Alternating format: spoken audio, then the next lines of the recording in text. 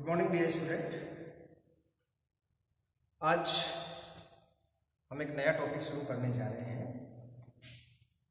पूर्ववर्ती लेक्चर में हमने टैक्सोनॉमी की बात की थी, आउटलाइन क्लासिफिकेशन ऑफ कोऑर्डिनेट्स की बात की थी। आज के इस लेक्चर में हम बात करने वाले हैं outline classification of animals. Outline classification of animals. आज हम पूरे जंतु जगत को उसका वर्गीकरण किस आधार पर किया जा रहा है उसकी हम रूपरेखा की हम बात करेंगे, जिसके अंतर्गत हम फाइलम प्रोटोजोआ से लेकर फाइलम कोर्डेटा तक के आउटलाइन क्लासिफिकेशन हम की बात आज हम करने वाले हैं। किस बेस के ऊपर? सबसे पहले हम इनवर्टिब्रेट्स की बात करें, नॉन कोऑर्डिनेट्स की बात करें तो किस किस बेस पर उनका क्लासिफिकेशन किया जाता है। वो सिमेट्री हो सकती है, सिमेट्री के आधार पर हम बात करते हैं कि जंतु एसिमेट्रिकल हो सकते हैं, रेडियल सिमेट्रिकल हो सकते हैं, बाइलेटरली सिमेट्रिकल हो सकते हैं। उसके अलावा हमने बात की थी कि जंतुओं में जो बॉडी कैविटी जिसको हम सीलोम कहते हैं, सीलोम के आधार पर भी हम जंतुओं को क्लासीफाई हमने किया था, जिसमें हमने बात की थी कि कुछ जंतु एसिलोमेट्स प्रकार के होते हैं, स्यूडोसिलोमेट्स प्रकार के होते हैं, यूसिलोमेट्स प्रकार के होते हैं, और यूसिलोमेट्स में भी हमने बात की थी कुछ साइजोसिलोमेट्स होते हैं और कुछ एंटेरोसिलोमेट्स होते हैं। उसके अलावा हमने बात की थी कि जंतुओं के शरीर के अंदर उनके जंतुओं के शरीर का निर्माण कितने जनन स्तरों से होता है। उस आधार पर हमने कहा था कि या तो जंतु डिप्लोब्लास्टिक होते हैं या जंतु क्या होते हैं आपके ट्रिप्लोब्लास्टिक होते हैं। इसके अलावा हमने बात की थी कि जंतुओं का जो एम्ब्रियोनल डेवलपमेंट होता है, भ्रूणीय विकास होता है, तो उस दौरान जो परिवर्धन होता है उस परिवर्धन की अवस्था के आधार पर भी हमने जंतुओं को क्लासीफाई किया था, जिसके अंतर्गत हमने बात की थी प्रोटोस्टोमिया और हमने बात की थी ड्यूटेरोस्टोमिया कि जो गैस्ट्रल अवस्था के दौरान जब आर्केंटेरोन का निर्माण होता है तो आर्केंटेरोन का जो माउथ होता है जिसको हम ब्लास्टोपोर के नाम से जानते हैं, कोरक रंध्र के नाम से जानते हैं, तो उस कोरक रंध्र से पहले माउथ का निर्माण होता है या पहले एनस का निर्माण होता है। तो अगर माउथ का निर्माण होता है तो उसको हमने प्रोटोस्टोमिया कहा है, और अगर एनस का निर्माण होता है तो उसको हमने कहा है ड्यूटेरोस्टोमिया कहा है। तो इसी आधार पर आज हम सभी जंतुओं का जितने भी आपके फाइलम है उनका आउटलाइन क्लासिफिकेशन की हम बात कर रहे हैं। और ये जो आउटलाइन क्लासिफिकेशन की हम बात करेंगे वो दिया गया था मैग्लिश पीए।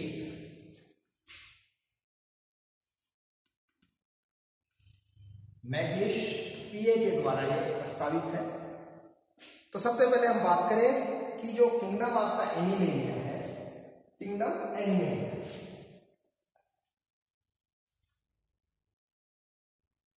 किंगडम एनिमेलिया की हम बात करने जा रहे हैं। यह भी हमने पहले बात कर ली थी कि समस्त जितने भी जीव हैं उनको रॉबर्ट एच व्हिटेकर के द्वारा 5 जगत के अंदर विभेदित किया गया था। उसके अंदर हमने मोनेरा की बात की थी, प्रोटिस्टा की बात की थी, फंजाई की बात की थी, प्लांटे की बात की थी और एनिमेलिया की बात कर रहे थे। तो इस किंगडम एनिमेलिया को 2 सब किंगडम के अंदर डिवाइड किया जाता है, प्रोटोजोआ और हम बात करते हैं मेटाजोआ।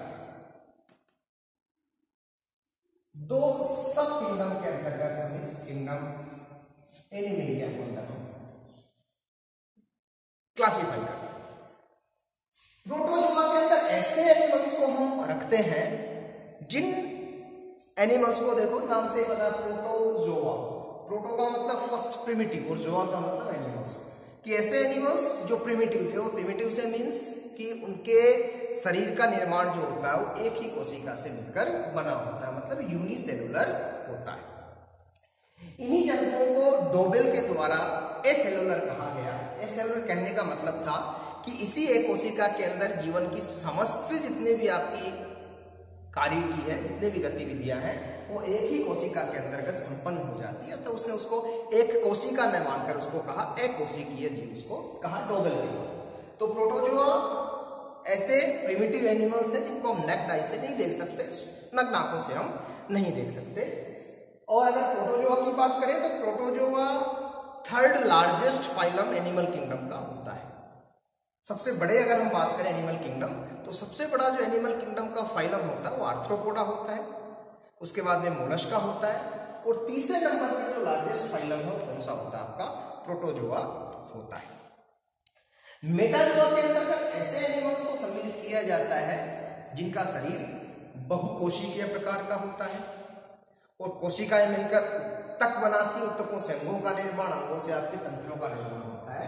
तो मेटाजोआ का जो शरीर होता है वो कोशिकीय स्तर का, उत्तकीय स्तर का, अंग स्तर का, अंग तंत्र स्तर का मेटाजोआ एनिमल्स का होता है। अगर हम बात करें तो प्रोटोजोआ के अंतर्गत एक ही फाइलम को हम रखते हैं और वो फाइलम होता है प्रोटोजोआ। नेक्स्ट बात करते हैं मेटाजोआ, और मेटाजोआ को हम 3 ब्रांचेज के अंतर्गत हम रखते हैं। मेटाजोआ को 3 ब्रांचेज के अंतर्गत हम रखते हैं,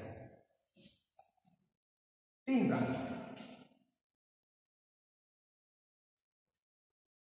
फर्स्ट जो ब्रांच है उसके अंतर्गत हम बात करते हैं मीसोजोआ।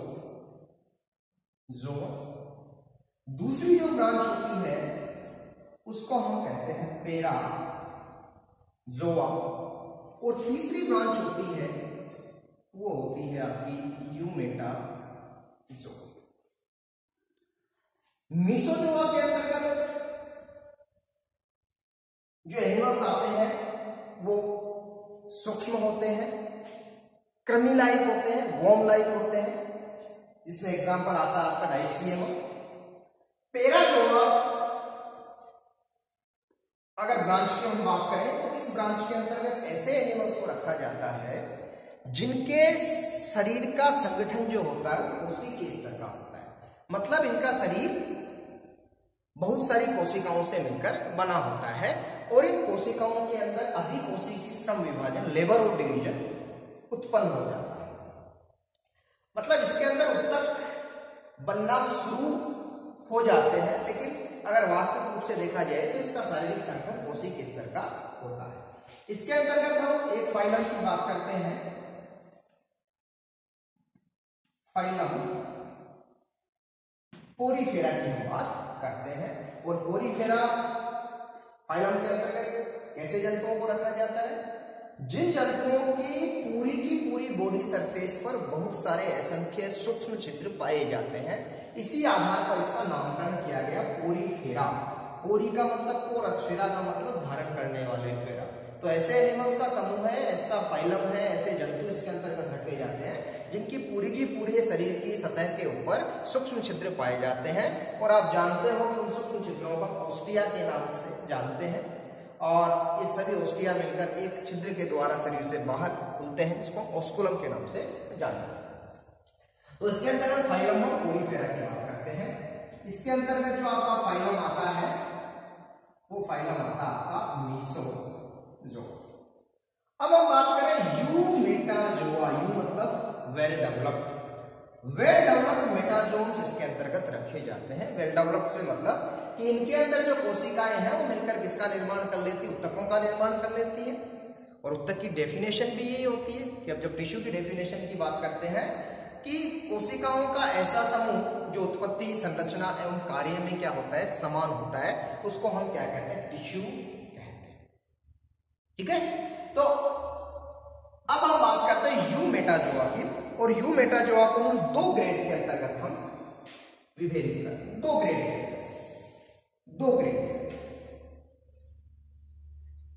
और वो ग्रेड इस आधार पर हम इसको रखते हैं कि इन जंतुओं में जो शरीर होता है उसकी सिमेट्री क्या होती है, इन जंतुओं के अंदर सिमेट्री, समिति कैसी पाई जाती है।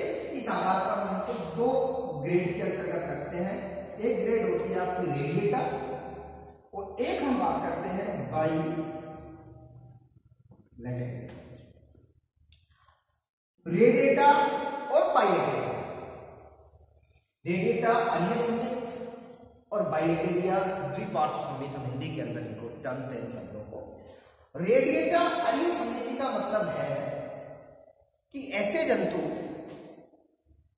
जिनके शरीर को हम किसी भी तल से काटे, लेकिन वो तल कहां से गुजरना चाहिए? वो शरीर के केंद्र बिंदु से होकर गुजरना चाहिए। तो अगर ऐसे तल से हम जंतु को किसी भी तल से काटकर देखें तो तो अगर जंतु दो समान भागों में विभाजित हो जाता है, जंतु का शरीर दो समान भागों के अंदर विभाजित हो जाता है, तो ऐसी समिति को हम क्या कहते हैं? रेडिएटा समिति हम कहते हैं। ये उसी तरह की समिति है जो हम बॉटनी के अंतर्गत, हम पादपों के अंतर्गत जब हम फ्लावर की स्ट्रक्चर बात करते हैं, जब आपने फ्लोरल फार्मूला लिखा होगा, मैंने बताया था आपको, जब फ्लोरल डायग्राम की हम बात करते हैं, फ्लोरल का डिस्क्रिप्शन हम लिखते हैं, उसका वर्णन लिखते हैं, उस समय दो समितियों की बात करते हैं। एक हम बात करते हैं त्रिज्या समिति और एक बात हम करते हैं आपके एक व्यास समिति। एक्टिनोमॉर्फिक और जाइगोमॉर्फिक हम वहां पे भी बात करते हैं। तो हम वहां पे क्या कहते हैं कि त्रिज्या समिति का मतलब कि ऐसी समिति इससे फूल को किसी भी भाग से हम काटे वो दो बराबर भागों के अंदर विभाजित हो जाता है, तो उसको हमने त्रिज्या समिति कहा था। वैसी समिति हम एनिमल्स के अंतर्गत हम बात करते हैं और समिति को हम कहते हैं रेडिएटा। और दूसरी समिति बाइलेटेरिया, जंतु को सिर्फ एक ही तल से काटने पर वो दो बराबर अर्धांशों में भाग में विभाजित हो जाए, बढ़ जाए, तो उसको हम क्या कहते हैं? बाइलेटेरिया समिति हम उसको कहते हैं। रेडिएटा समिति के अंतर्गत हम दो फाइलम की हम बात करते हैं। रेडिएटा के अंदर एक फाइलम होता है आपका निडेरिया, जिसको आप सिलेंट्रेटा भी कहते हैं, और एक दूसरा फाइलम होता है आपका टिनोफोरा।